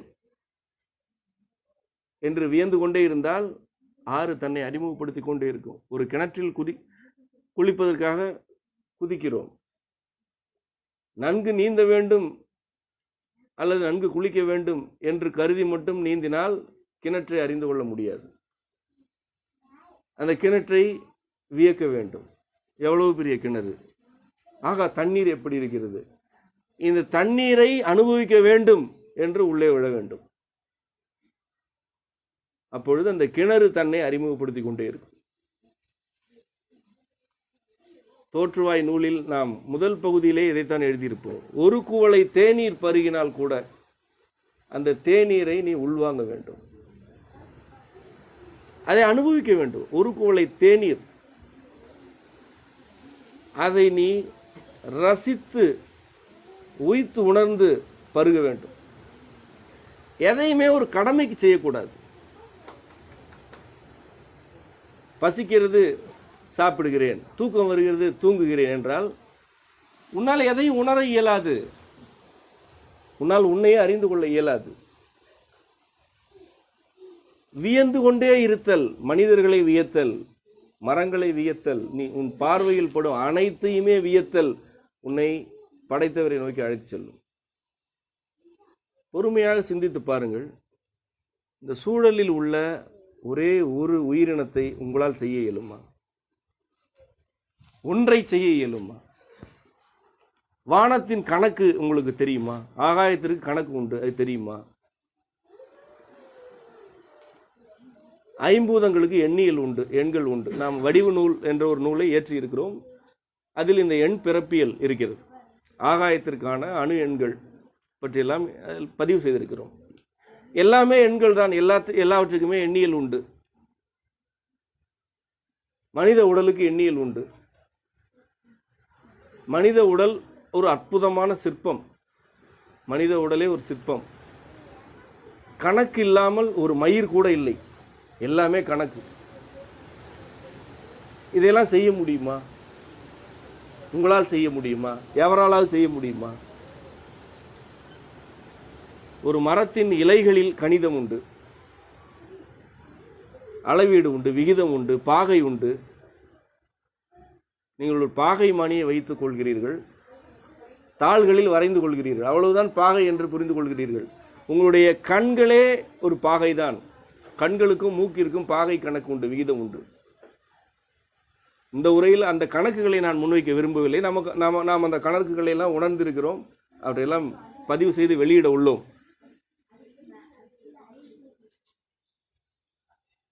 ஆனால் இங்கே உள்ள எதை உங்களால் செய்ய முடியும்? என்னால் எதை செய்ய முடியும்? முடியாது. நம்மால் செய்ய இயலாதவை நம்மை சுற்றி இருக்கும்போது அவற்றை பார்த்து வியப்பதில் என்ன பற்றாக்குறை இருக்கிறது? ஏன் வியப்பதில்லை? ஏன் வியக்க மறுக்கிறீர்கள் என்றால், உங்களுடைய கல்வி அறிவு, உங்களுடைய பகுத்தறிவு உங்களை இந்த வியப்பிலிருந்து விலக்கி வைக்கிறது. தண்ணீர் என்றால் குறிப்பிட்ட வேதிப்பொருட்களின் சேர்க்கை என்ற ஒன்றை படித்து விட்டீர்கள். இது தண்ணீர், அவ்வளவுதான். இதை உங்களுக்கு இந்த அறிவு சொல்லிக் கொடுத்து விட்டது. இந்த தண்ணீரில் எவ்வளவு சத்து இருக்க வேண்டும் என்று ஒரு பகுத்தறிவு கணக்கு இருக்கிறது. இந்த கணக்கை பிடித்துக் கொண்டீர்கள். தண்ணீர் ஒரு துளி வானிலிருந்து விழுகிறது. அது எப்படி விழுகிறது? அது விழவில்லை என்றால் என் நிலை என்ன என்ற வியப்பு உங்களுக்கு இல்லை. நீங்கள் பிறந்தது எவ்வளவு ஒரு விந்தை. நீங்கள் கேட்டு நீங்கள் பிறக்கவில்லை, நீங்கள் வந்து விட்டீர்கள். நீங்கள் ஒரு சின்னஞ்சிறிய துகளாக இருந்தீர்கள், எவ்வளவு பெரிய வடிவம் எடுத்திருக்கிறீர்கள். இது எவ்வளவு பெரிய விந்தை. ஆனால் கடந்து செல்கிறீர்கள். நீங்கள் வியக்க தொடங்கும் போது உங்களுக்குள் இருக்கும் அறியாமை வெளிப்படும். எவ்வளவு வியக்கிறீர்களோ அவ்வளவு குழந்தையாக மாற்றம் அடைவீர்கள். அவ்வளவு குழந்தைமை உங்களுக்கு வாய்க்க பெறும். குழந்தைத்தன்மை என்பது என்ன? எதை பார்த்தாலும் புருவம் விரித்து அப்படியா என்று கேட்பதுதான் குழந்தைமை.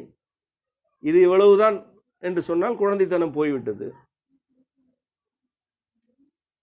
100 வயதானாலும் அதனினும் கூடுதல் வயதானாலும் அனைவரும் படைத்தவரின் குழந்தைகளே. இதில் என்ன உங்களுக்கு மாற்று கருத்து இருக்கிறது? அவர் படைத்த இப்பேரண்டம், அவர் படைத்த இந்த நுண்பொருட்கள் உங்களால் வியக்கத்தக்கவையே. நீங்கள் கடந்து செல்லும் அளவிற்கு எளிமையாக எளிதாக எதையுமே அவர் படைத்து விடவில்லை. உங்களால் இங்கிருந்து எதையுமே கடந்து செல்ல இயலாது. இங்கு முளைக்கும் ஒரு புல்லை கூட நீங்கள் வியக்கலாம். நீங்கள் வியப்பதற்கு அதில் 1000 செய்திகள் உண்டு. சதுரகிரி என்ற மலைக்காடு பாறையில் வளர்ந்தது. பாறைகளில் அவ்வளவு பெரிய காடு வளர்ந்திருக்கிறது. ஒரு செடி நடுவதற்கு 3 அடி ஆழத்திற்கு குழி தோண்டி எரு கொட்டி அதன் பிறகு நீர் பாய்ச்ச வேண்டியிருக்கிறது. ஒரு காடு, பெருங்காடு, காட்டு மாடுகளும் சிறுத்தைகளும் வாழும் காடு பாறையில் இருக்கிறது. இது வியப்பு இல்லையா? எவ்வளவு பெரிய வியப்பு! இன்னும் எதையெல்லாம் சொல்ல வேண்டும்? அகத்தியர் அருவியிலிருந்து விழும் தண்ணீர் எவ்வளவு பெரிய வியப்பு! இங்கு வரும்பொழுதெல்லாம் அந்த நீரை நான் பருகி வியந்து கொண்டே இருப்பேன். நேற்று கூட பருகி வியந்தேன். எப்படி இருக்கிறது இந்த தண்ணீர் என்று. எவ்வளவு பெரிய வியப்பு! இந்த சுவை எங்குமே இல்லை தமிழ்நாட்டில். வரும் வழியில் சேரன்மாதேவியிலிருந்து இந்த கன்னியாகுமரி வரும் வழியில் பாதி தொலைவிற்கு இருபுறங்களிலும் மலைகள் இருக்கின்றன. என்னுடைய வீடு இந்த மலை அடிவாரத்தில் இருந்தாலும் நான் ஒவ்வொரு நாளும் இப்படித்தான் வியப்பேன். ஆனால் இந்த அடிவாரத்தில் வாழும் மனிதர்கள் அந்த மலைத்தொடரை வியக்கிறார்களா என்று பார்க்கிறேன். நான் அறிந்த வரையில் வியப்போர் குறைவு, ஒரு சிலர் இருக்கலாம். பார்த்து பழகிவிட்டது என்கிறீர்கள். எப்படி பழகும் என்று நான் கேட்கிறேன். எப்படி உங்களுக்கு பழகி விடுகிறது? அது எப்படி பழகும்? எது பழகும் என்றால், ஏதேனும் ஒன்றை நீ முழுமையாக அனுபவித்து விட்டால் பழகும். அது அவ்வளவுதான். இந்த மலைகளை நாம் முழுமையாக அனுபவித்து விட்டோமா? அனுபவிக்க முடியுமா? எத்தனை பிறவி எடுத்தாலும் அனுபவிக்க முடியுமா? ஒரு உறவு அழுத்து விட்டது என்கிறீர்கள். இந்த உறவிலிருந்து பெறுவதற்கு இனி எதுவும் இல்லை என்ற பயன் நோக்கம் இருந்தால் ஒரு உறவு அழுத்து போகும். இந்த உறவிலிருந்து நான் எதையுமே பெற வேண்டியதில்லை, இந்த உறவின் மீது எனக்கு அன்பு இருக்கிறது என்றால் அது எப்படி அழுத்து போகும்? இரு மனிதர்களுக்கு இடையில் கொடுக்கல் வாங்கல் இருந்தால் உறவு அழுத்து போகும். கொடுக்க வேண்டியவற்றை கொடுத்து விட்டோம், பெற வேண்டியவற்றை பெற்றுவிட்டோம், ஆகவே இது சலிப்பானது என்ற நிலை வரும். ஆனால் கொடுப்பதற்கும் ஏதுமில்லை, பெறுவதற்கும் ஏதுமில்லை, இருவருக்கிடையே அன்பு இருக்கிறது என்றால் உறவு அழுத்து போகுமா? அழுத்து போகாது.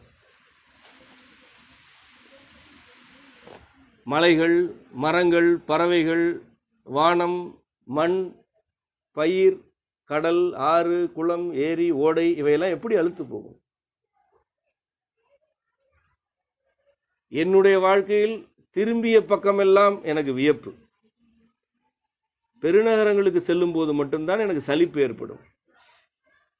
நான் பெரும்பகுதி செல்வதில்லை, ஒரு சில வேலைக்காக செல்வது, அது கொடுக்கல் வாங்கல்.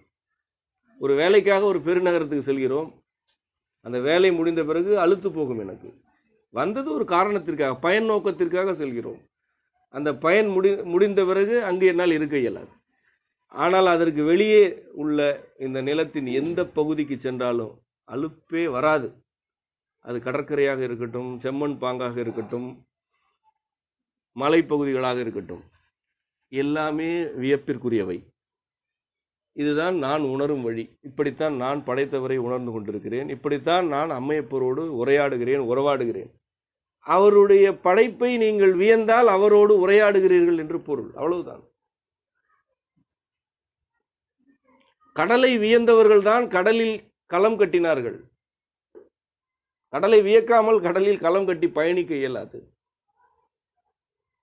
மலைகளை வியந்தவர்கள் தான் மலைகளில் ஊர் அமைத்து குடியிருத்து ஆளுமை செய்தார்கள். மலைகளை வியக்காமல் நம்முடைய முன்னோர் மலைகளில் குடியேறவில்லை, ஒரு வாழ்க்கை முறையை அமைத்துக் கொள்ளவில்லை. தமிழ் கழக இலக்கியங்கள் 4000க்கு மேற்பட்ட பாடல்கள் உண்டு. ஒவ்வொரு பாடலுமே மலைப்பகுதியை, கடற்புற பகுதியை, ஆற்றுப்பகுதியை வியக்கும் பாடல்தான். வியக்காமல் செய்யுள் இயற்றிய புலவர் எவருமே இல்லை. அவ்வாறான வியப்பு இயற்கை மீது, படைப்பின் பொருட்கள் மீது இருந்த வரை மனிதர்கள் உணர்வோடு வாழ்ந்தார்கள். இன்றைய சமூகத்திற்கு வியப்பு எதன் மீதுமே இல்லை. எதன் மீதாவது வியப்பு இருக்கிறதா என்று கேட்டால் பொருள் மீது இருக்கிறது, பெரிய மனிதர்கள் என்று யாரையாவது நம்பினால் அவர்கள் மீது இருக்கிறது. அதன் பிறகு அவரா இப்படி செய்து விட்டார் என்ற ஏமாற்றம் மிஞ்சுகிறது. மரபு வாழ்வியலில் உங்களை சுற்றிலும் செல்வம் கொட்டி கிடக்கிறது. எல்லாமே செல்வம். நீங்கள் எதையாவது பார்த்து வியந்து கொண்டே இருந்தால் அது தன்னை அறிமுகப்படுத்தும், அது தன்னை உங்களுக்கு விளக்கும். அதை நீங்கள் ஒரு செல்வம் என்று புரிந்து கொண்டால் உங்களுடைய தொழில் வாழ்க்கை அங்கிருந்தே தொடங்கிவிடும். என்ன தொழில் செய்வது என்று மீண்டும் மீண்டும் குழம்பிக் கொண்டே இருக்காதீர்கள். உங்களுடைய சூழலிலேயே எண்ணற்ற தொழில் வாய்ப்புகள் இருக்கின்றன. உங்களுக்கு இயல்பாக எது அமைகிறதோ அந்த தொழிலில் ஈடுபடுங்கள். அம்மையப்பர் தன்னுடைய குழந்தைகளை அரவணைத்துக் கொள்கிறார். குழந்தைகளின் விருப்பங்கள் அவர்கள் உணரும் போதே நிறைவேற்றப்படுகின்றன. குழந்தைகள் கேட்க வேண்டியதே இல்லை, குழந்தைகள் உணரும் போதே அவையெல்லாம் நிறைவேற்றப்படுகின்றன. நீங்கள் குழந்தைகளாக இருக்க வேண்டும், அறியாமையுடன் இருக்க வேண்டும். ஏற்கனவே கற்றவற்றிலிருந்து கேள்வி எழுப்பாதீர்கள். மரபு வாழ்வியலில் உள்ள நுட்பங்களை மீட்டெடுப்பதுதான் நாம் அனைவரின் பொறுப்பு. இந்த நுட்பங்களை மீட்டெடுப்பது எனப்படுவது நுட்பங்களை பற்றி பேசி கொண்டிருப்பதோ அவற்றை எழுதுவதோ அல்ல. எந்த நுட்பத்தை மீட்டெடுக்க வேண்டும் என்று விரும்புகிறீர்களோ அந்த நுட்பத்தை ஒரு தொழிலாக செய்தல், அதுதான் நுட்ப மீட்பு. நீங்கள் தொழிலாக செய்தால்தான் அது நிலை பெறும்.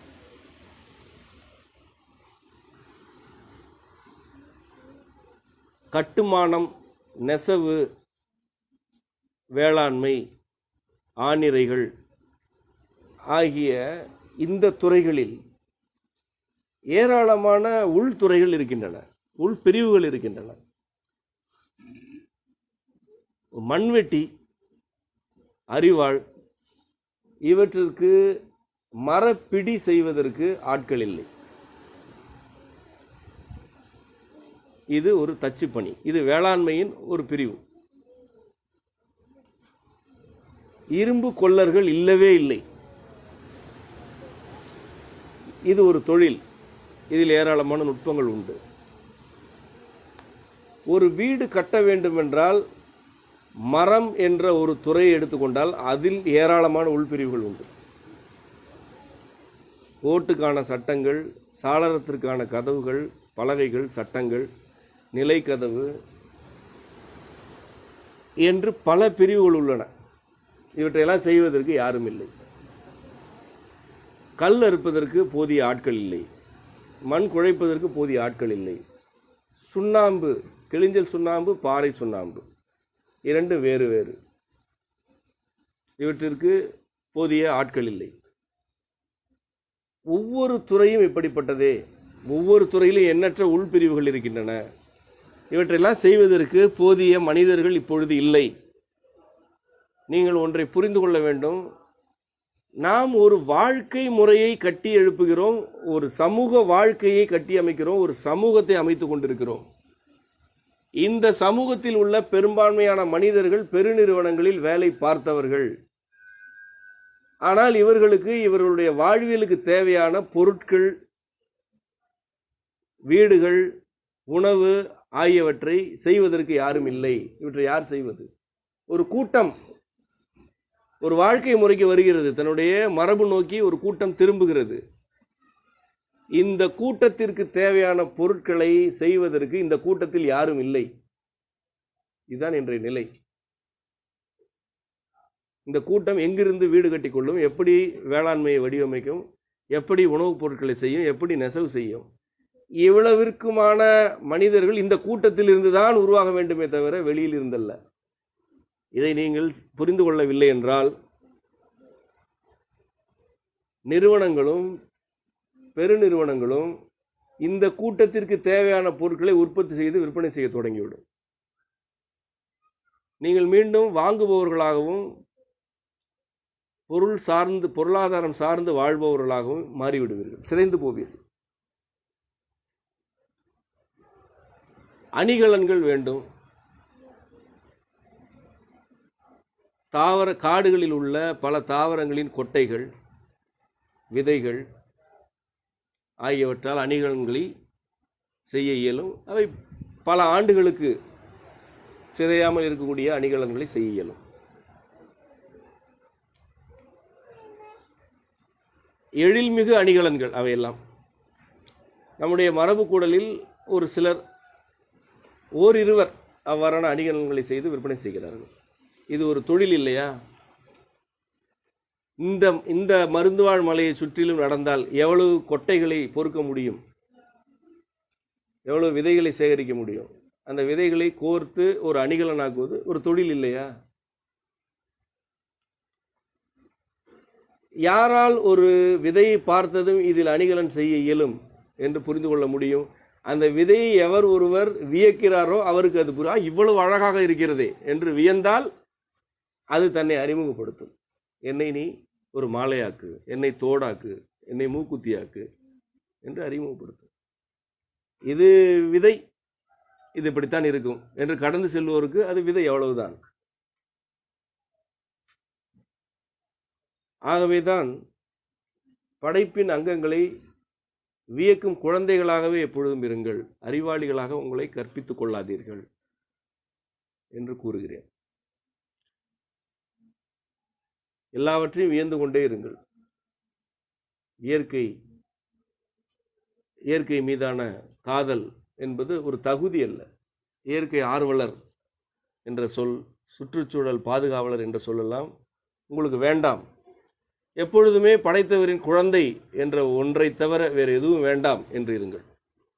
கல்வி தகுதி, உங்களுடைய சமூக தகுதி, உங்களுடைய பிறப்பு தகுதி இவற்றையெல்லாம் உதறிவிட்டு அம்மையப்பரின் குழந்தை, இதுவே நிலையானது, இதுவே மெய்யானது என்ற தகுதியில் உண்மையிலேயே நீங்கள் நிலைத்தால் உங்களுக்கு எல்லாமே புலப்படும். உங்களால் எதையும் புரிந்து கொள்ள இயலும். உங்களால் இன்பமாகவும் இணக்கமாகவும் மாற்று கருத்து கொண்டோருடன் அரவணைப்பாகவும் நிலைத்து வாழ இயலும். அப்படி வாழ வேண்டிய பல எதிர்கால தலைமுறைகளை உருவாக்கும் ஒரு குடும்ப தலைவர், சமூக தலைவர் நீங்கள் ஒவ்வொருவரும். நீங்கள் தான் உருவாக்குகிறீர்கள்.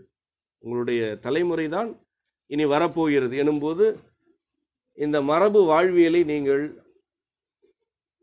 ஒரு கொள்கையாக அல்ல, மனித இயல்பு, இது மனித இயல்பு என்று புரிந்து கொண்டு படைப்பின் இயல்புகளை உள்வாங்கி அந்த இயல்புகளோடு பொருந்தி வாழும் அம்மையப்பரின் குழந்தையாக நீங்களும் வாழ வேண்டும் என்பதுதான் நம்முடைய விருப்பம். இந்த நிகழ்வு ஒரு தொடக்கமாக இருக்கட்டும். அவ்வப்பொழுது இங்கு இந்த மருந்துவாழ் மலைக்கே அவ்வப்பொழுது வாருங்கள். உங்களால் இயன்றால் முறையான நடைமுறைகளுடன் இங்கு உள்ள இந்த நிலத்திற்கு பொருந்தாத தாவரங்களை எல்லாம் அகற்றுவதற்கு பணியாற்றுங்கள். அவ்வாறான பணி செய்யும் பொழுது எந்த விளைவையும் எதிர்பார்க்காதீர்கள். பயன் கருதி எதையும் செய்யாதீர்கள். அதிலிருந்து பெயர், புகழ் இவையெல்லாம் நமக்கு வேண்டாம். பயன் நோக்காது வினையாற்றுங்கள். இது நம்முடைய பொறுப்பு. ஒரு மலையே மூலிகைகளுக்கான மலை என்று பெயர் பெற்று நிலைத்துவிட்ட நிலையில் எல்லா தாவரங்களையும் அழிக்கும் ஒரு தாவரத்தை அனுமதிக்கக்கூடாது. இங்கு வந்து அவ்வப்பொழுது கலந்துரையாடுங்கள், கூடி வாழுங்கள். அதற்கு ஒரு இடமாக இந்த ஆலயத்தை மட்டுமல்ல, எந்த ஆலயத்தையும் நீங்கள் அவ்வாறு அமைத்து கொள்ளுங்கள். குப்பைகள் இருந்தால் வந்து பொறுக்குங்கள். மீண்டும் மீண்டும் சொல்கிறோம், மரபு வாழ்வியல் வாழ்வது சமூக பணி அல்ல, அது இறைப்பணி. அது சிவத்தை நோக்கிய ஒரு மனிதரின் பயணம். ஆகவே ஆலயங்கள் நம்மை நெறிப்படுத்தும் இடங்களாக இருந்தன. இன்று அவையெல்லாம் சிதைந்திருக்கலாம். சிதைந்து விட்டன என்பதற்காக வேடிக்கை பார்ப்பதோ வெளியேறுவதோ தவறு. என் வீடு சிதைந்தால் என் வீட்டை நான் சீர் செய்ய வேண்டும். ஆகவே நம்முடைய இறை உரையும் எல்லா ஆலயங்களும் நம்மால் போற்றப்பட வேண்டியவை. நம்முடைய பணிகள் அங்கு தேவைப்படுகின்றன. உங்களுடைய வாழ்வியல் இன்பமானதாக அமைய வேண்டும். உங்களுடைய வாழ்க்கை ஒரு தலைமுறையை உருவாக்குவதாக அமைய வேண்டும் என்று விரும்பி வேண்டி உரையை நிறைவு செய்கிறேன். நன்றி. செம்மை பற்றிய மேலதிக தகவல்களை www.semmaivanam.org என்ற இணையதளத்திலும், செம்மை மரபுப்பள்ளி என்ற யூடியூப் சேனலிலும், செம்மை வனம் என்ற முகநூல் பக்கத்திலும் பெறலாம்.